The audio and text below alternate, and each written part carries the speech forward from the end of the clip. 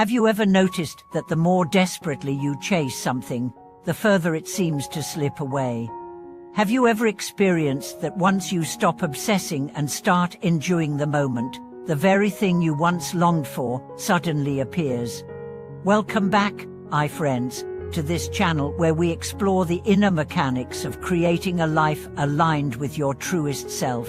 Today, we are diving into a paradox that frustrates many, while wanting something too much often pushes it out of reach, and why shifting from overthinking to embodying the feeling of already having it is the real key to manifestation.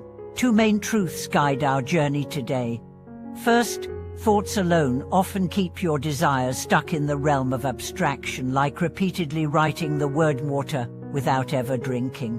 Second, feelings act as the bridge between the inner and outer worlds. When you live in the felt experience of your wish fulfilled, you stop signaling I lack and start broadcasting I already have, prompting reality to align accordingly. To see this in action, let's begin with a story. Clara, 32, dreamed of opening her own cafe. For 2 years, she filled notebooks with plans, menu ideas, floor layouts, branding sketches. She subscribed to every newsletter on entrepreneurship, yet nothing moved beyond paper. Why? Because every time she thought about it, she felt the gap between her current reality and her dream. That gap kept reinforcing the signal, I don't have it yet, and the universe, so to speak, kept echoing it back.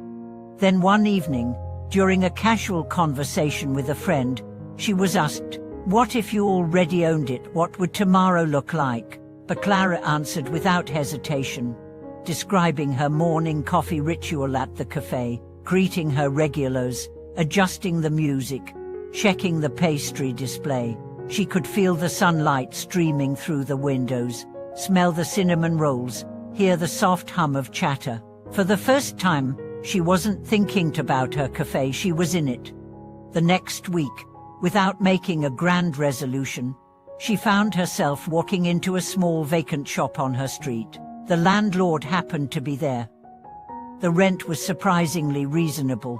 Within months, Clara was running that cafe. She told me later, "It was like my feet moved on their own once I stopped obsessing and started feeling." This is not coincidence, it's alignment. Thoughts tend to stay at the surface, often tangled with doubts, logic loops, and what-ifers. Feelings sink deeper, into the subconscious, into the level where your actions become naturally congruent with your vision. Let's explore where overthinking blocks flow. Imagine the mind as a radio tower. Every I want signal contains the carrier wave I lack. The more intensely you broadcast that, the more reality mirrors lack back to you, not out of malice, but because you've tuned your channel to it. The shift happens when you stop sending I want and start living am.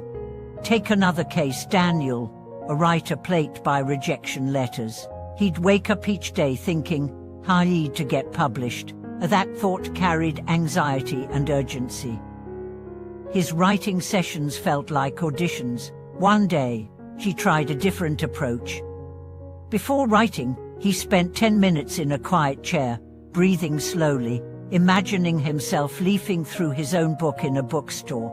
He let himself feel the paper texture, see the cover, hear someone flipping pages nearby. When he began writing afterward, the urgency was gone, replaced by flow. A few months later, his short story was accepted, and more opportunities followed. The principle here isn't mystical, it's neurological and emotional. Your brain doesn't fully distinguish between vividly imagined experiences and real ones, it wires accordingly. When you embody the feeling of your goal already achieved, you prime your mind and body to act, choose, and notice in ways that match that state. However, feelings aren't forced, they're cultivated. Here's how you can begin. First, choose a desire and translate it into sensory details. Not I want a new home, but time standing in my living room, sunlight on the floorboards, my favorite mug in hand.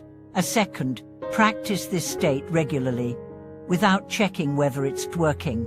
A third, let your daily actions naturally arise from that state. This last step is crucial. If you visualize abundance but act from scarcity, you cancel your own signal. And here's where people get stuck. They try to jump from "I'm in debt" to "I'm wealthy" in one mental leap. That gap is too wide. Instead, bridge it with intermediate feelings you can believe now: security, sufficiency, gratitude for what's already here. These feelings are like stepping stones. They led you to the bigger state without triggering disbelief. One of my favorite examples comes from an athlete named Lisa. She was recovering from an injury and longed to compete again. Thinking about the podium made her impatient and frustrated, so she shifted focus to the feeling of strength in her morning stretches, the satisfaction of completing each rehab session, the joy of jogging in the park. Months later, not only was she competing again, but she found she loved the process more than before. "I stopped trying to leap to the finish line," she said, "and started loving the ground under my feet." This shift from thought to feeling also changes how you handle setbacks. If you're anchored in the state of already there, obstacles become part of the narrative, not proof against it. A delayed payment, a rejection, a detour, they're just chapters in the book you already know ends where you want. Friends, the door you want to open often isn't locked. It's just waiting for you to stop knocking with "I lack" and start walking in with "I am." When you turn thoughts into feelings and feelings into a lived state, life reshapes itself quietly around you. Thank you for watching this video. If this message resonated, share it with someone who's been overthinking their dreams. Subscribe, click like, and leave a comment describing the feeling you'll step into starting today. See you in the next episode.